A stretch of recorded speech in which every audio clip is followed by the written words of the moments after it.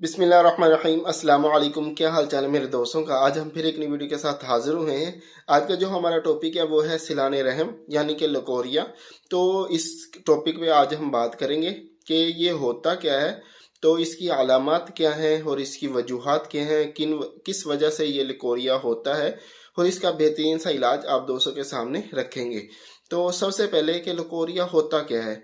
आम तौर पर औरतों में फर्ज से रतूबत खारिज होती है, तो उस रतूबत की मिकदार में और उसकी रंगत में जब तब्दीली वाक़या हो जाती है उसको हम लकोरिया बोलते हैं। तो इसकी जो अलामात हैं वो ये हैं कि कमर में भी दर्द शुरू हो जाता है, रंगत में तब्दीली आ जाती है, तो जो गालें वगैरह हैं चेहरे की वो भी पिचक जाती हैं, टांगों में दर्द होता है, पेड़ों में दर्द होता है। तो ये इसकी अलामात में शामिल है।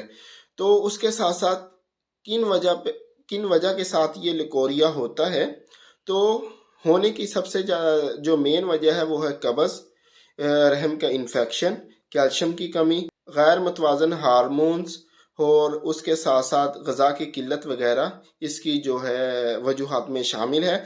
और उसके साथ साथ खारिश, दाने, जलन वगैरह भी इसकी वजह बन सकती हैं। तो आजकल के टाइम में तकरीबन 80% जो औरतें हैं वो इसी मर्ज में मुब्तला हैं। तो एक तो वो मर्ज में मुब्तला होती हैं और उसके साथ साथ वो इसका इलाज नहीं करवाती हैं, कोई शर्म महसूस करता है किसी को बताती नहीं है।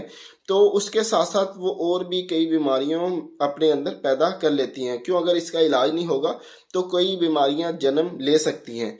तो इसमें शर्म वाली कोई बात नहीं होती है, क्योंकि ये जो बीमारी है लकोरिया वाली, ये 4 साल की बच्ची से लेके आखिरी उम्र तक की औरतों को हो सकता है। ये एक छोटी बच्ची को भी हो सकता है, बड़ी औरतों को भी हो सकता है। तो इसमें इलाज कराने में कोई शर्म महसूस ना करें, अपना इलाज बरवकत करवाएं ताकि और बीमारियां पैदा ना हों। तो अगर और बीमारियां पैदा होती हैं, कोई और बीमारियां साथ साथ लाहिक हो जाती हैं, तो इसका इलाज करना काफ़ी मुश्किल हो जाता है। अगर आपको लकोरिया है, सिलाने रहम है, तो आज की वीडियो में आप इसका इलाज मुकम्मल कर सकते हैं। बेहतरीन सा इलाज आप के सामने रखा जाएगा। तो इलाज की तरफ आने से पहले हमारी एक छोटी सी रिक्वेस्ट होती है, अगर आपने हमारे चैनल सब्सक्राइब नहीं किया तो चैनल को सब्सक्राइब कर लें और बेल आइकन का जो बटन है उस पर क्लिक कर लें। उसका फायदा ये होगा कि जो हमारी नई आने वाली वीडियो है वो आप तक टाइम पर पहुंच सके। तो सबसे पहले व्हाट्सएप का नंबर शो हो रहा है, तो इस पर आप रब्ता करके कोई मशवरा वगैरह करना चाहते हैं वो कर सकते हैं, कोई नुस्खा वगैरह लेना चाहते हैं वो भी ले सकते हैं। आसानी के साथ आपको हर चीज़ इस व्हाट्सएप नंबर पे मुयसर होगी। मैं खुद बात करूँगा व्हाट्सएप नंबर पे, तो आप आसानी के साथ बात कर सकते हैं।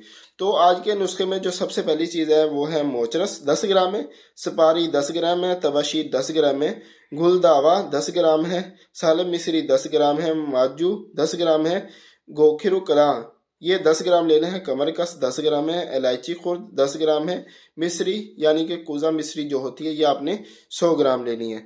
तो नुस्खे को दोबारा नोट कर लें, क्यों ये जो टॉपिक है काफ़ी अहम है। तो इसका इलाज आजकल के टाइम में औरतें नहीं करवाती हैं, तो इसलिए मैं सोच रहा हूँ कि नुस्खे को दोबारा आप दोस्तों के सामने रखा जाए।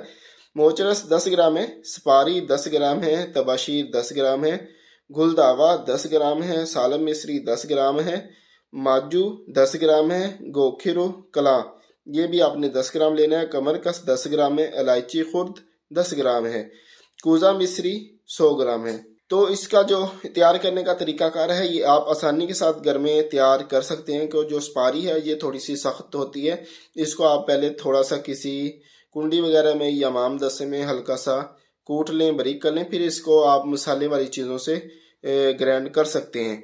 सब चीज़ों का आपने सफूफ बनाना है, अच्छे तरीके से सफूफ बनाना है, बारीक सफूफ हो। ये जितना बारीक सफूफ होगा उतना ही इसका ज़्यादा फ़ायदा होगा।